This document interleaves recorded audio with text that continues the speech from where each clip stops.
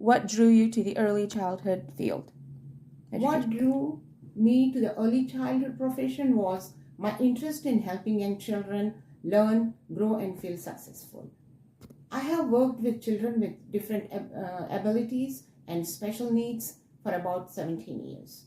These experiences helped me understand that every child has different strengths, abilities, and needs. I enjoy seeing children make progress even when it may seem like a small step. For a child, that small step can be an important accomplishment. In my past work in special education, I supported children with different disabilities and learning needs. One student, Anderson, had a visual impairment, so we printed him larger print lesson plans. Lena wanted to help cleaning the classroom, but she was in the wheelchair, so we gave her a long handle stick, so grabber, so she can grab stuff. These experiences showed me how important it is to remove barriers and give every child a chance to participate. I also enjoy helping children feel safe and comfortable in the classroom. During arrival, Joshua felt upset because he missed his family. I comforted him, gave him the family pictures from his cubby. Looking at the pictures helped him calm down and join the classroom activities. Another reason I choose that this profession is because teachers can make a positive difference in children's lives. Um, Professionalism also means having the knowledge, skills, and responsibility needed to provide quality care and education for children. NAEYC standards explain that early childhood educators should use professional knowledge, follow ethical procedures, reflect on their work, and continue growing as professionals. These ideas connect to my goal of becoming a lead teacher and creating a classroom where children feel accepted, valued, and supported. What do you consider to be your chief responsibilities as an early childhood professional? My main responsibilities as an early childhood professional are keeping children safe, supporting their learning and development, and making sure every child feels welcomed and included. Children come to the classroom with different abilities, cultures, home languages, family backgrounds, and learning needs. I believe it is my responsibility to respect these differences and provide the support each child needs. Keeping children safe is one of the most important responsibilities. As a pre-K teacher, I counted the children each time we went outside. I also inspected the playground equipment to make sure nothing was damaged. I provided drinking water and made sure children had a shaded area during hot weather. Another responsibility is planning developmentally appropriate learning experiences. I modify classroom materials and activities to meet children's different needs. For example, I encouraged children to practice math by counting blocks while building towers. I also supported sharing and taking turns during dramatic play and group activities. I also supported children's physical, social, emotional, and academic development. I regularly included music and movement activities. Josh had difficulty holding objects, so I provided crayons, markers, and paintbrushes to help him strengthen his fine motor skills. During center time, I also helped children share materials, wait for their turns, and use respectful words to solve problems with classmates. Observing children's progress is another important responsibility. When I noticed that Amy was having difficulty counting, I provided counting waves and cotton balls. I also added dots to the number cards. I also believe communicating with families, working with colleagues, following ethical standards, and continuing my professional learning are important responsibilities.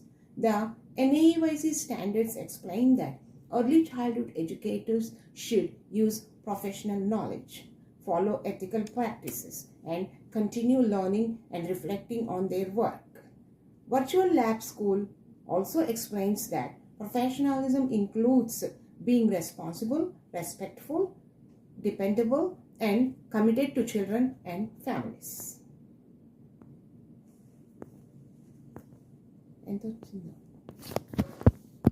What is the role of collaboration in professional practice?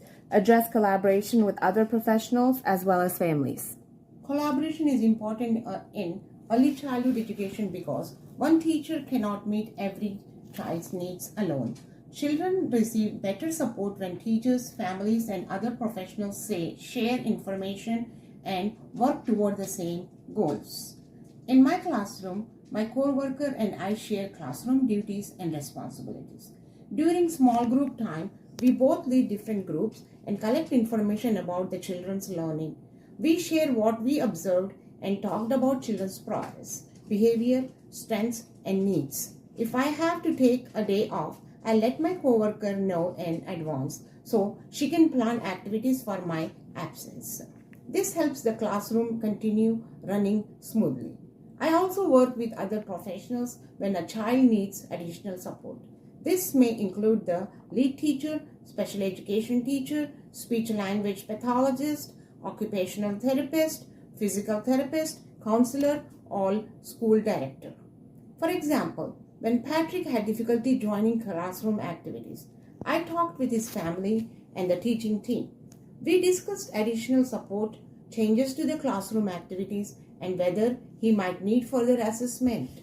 Working together helped us think about what Patrick needed to participate more successfully. Families are also important members of the team because they know their children very well. Families can share information about their child's routines, interests, culture, language, strengths, and needs. I try to communicate respectfully and include families in decisions about their children. For example, I noticed that Emily's mother often smiled and wanted to communicate, but the language difference made it hard for her to share information. I spoke with the director and she arranged for a Spanish-speaking teacher to be available during arrival and dismissal. This support helped me communicate better with Emily's mother and understand Emily's needs and the family's expectations. I also welcome families by greeting them in different languages such as hello, hola, namaste, bonjour, and marhaban. I displayed pictures of each child's family on a classroom family tree, so every family felt included and represented. NAEYC explains that early childhood educators should build respectful and professional relationships with families, colleagues, and community members. I believe collaboration helps us understand the whole child and make better decisions.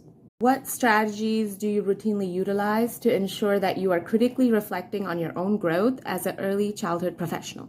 One strategy I use is thinking about what happened during the day and asking myself what worked and what did not work.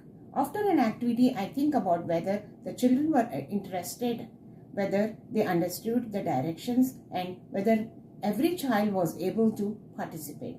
If some children had difficulty, I think about what I can change the next time. I also observe children and document their learning for future planning. I take notes about their progress, behavior, communication, and participation. I share my observations with the lead teacher and with families. These observations help me understand whether the strategies I am using are helping the children. For example, when I observed that Amy was having trouble counting, I changed the materials I was using. I gave her counting bears, cotton balls, number cards, and matching dots. After using these hands-on materials, I observed whether she was better able to connect the number with the correct quantity. This helped me understand that some children need to see and touch materials while learning. I also reflect on how I support children with different needs.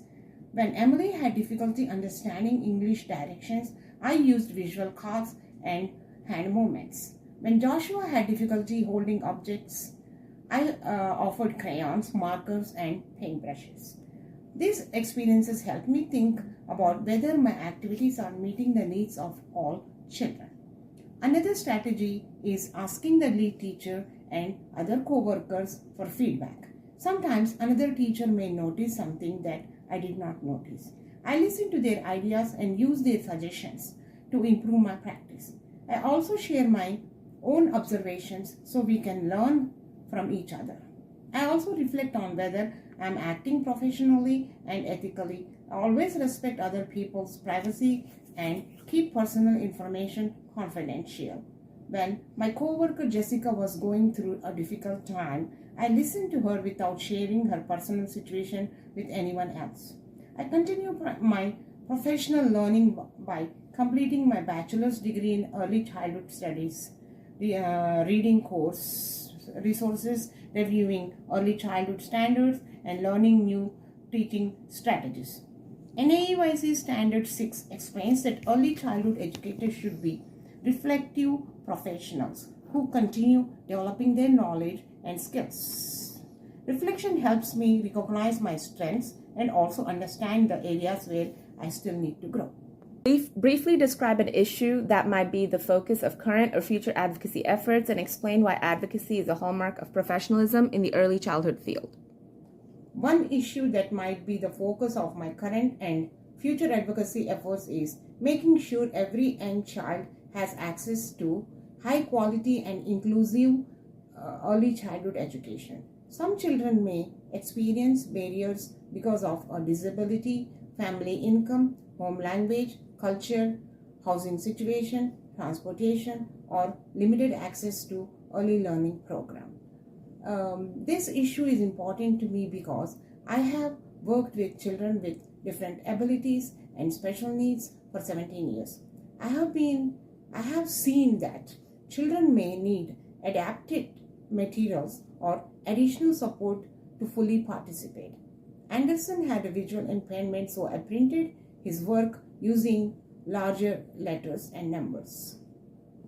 Lauren was nervous speaking with other children, so I introduced her to one friend first. After she felt comfortable, that friend helped her meet other children. I also advocate when I notice that a child needs more support. When Patrick had difficulty joining classroom activities, I talked with his family and the teaching team. We discussed additional support, changes to the classroom activities, and whether further assessment might be needed. Advocacy can begin by noticing a child's needs and speaking up for the support that child may need. Advocacy also includes helping families find resources. When Carlos' family needed help with medical care, I provided information about community programs and guided them in finding the support they needed. Families may not always know what services are available, so early childhood professionals can help connect them with useful resources. I also currently work with children and families who speak different languages. When Emily's mother had difficulty communicating because of the language difference, I spoke with the director and getting help from a Spanish-speaking teacher. This helped the family communication with us and taking part in decisions about Emily's needs and learning. As an early childhood professional, I can advocate by speaking up when a child needs additional support, adapting activities, sharing resources with families, and working with the teaching team. Advocacy is a hallmark of professionalism because early childhood educators have a responsibility to protect children's rights and help remove barriers that affect children and families. NAEYC explains that professional educators should advocate for children, families, and the early childhood profession. I believe being a professional means caring for children and also speaking up when children and families are not receiving the support or opportunities they need.